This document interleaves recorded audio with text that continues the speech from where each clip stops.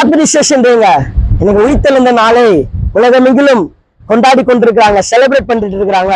ஏன்னா வசனம் ரொம்ப அழகா சொல்லப்படுகிற ஒரு வார்த்தை என்னன்னா, உசியா 6:2 2 நாளைக்கு பின்பு அவர் நம்மை உயிர்ப்பிப்பார், 3ஆம் நாளில் நம்மை எழுப்புவார், அப்பொழுது நாம் அவருடைய சமூகத்தில் பிழைத்திருப்போம்.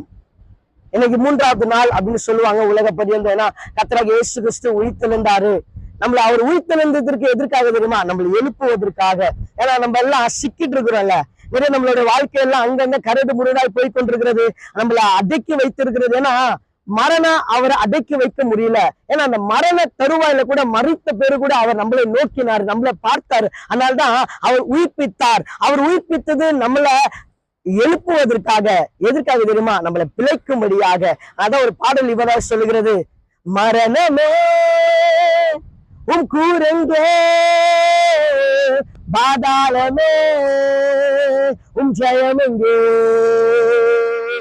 மரணத்தை ஜெயித்த மன்னவனேசு எனக்குள் வந்து விட்டார், சாவை அழித்து அழியா வாழ்வை எனக்கு தந்து விட்டார்.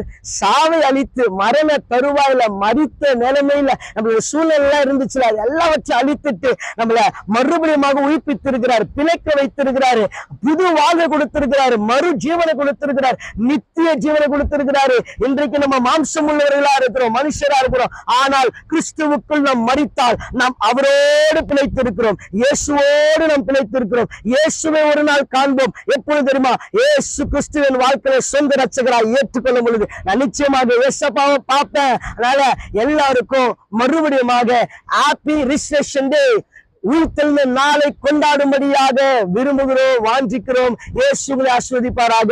ஆமென்.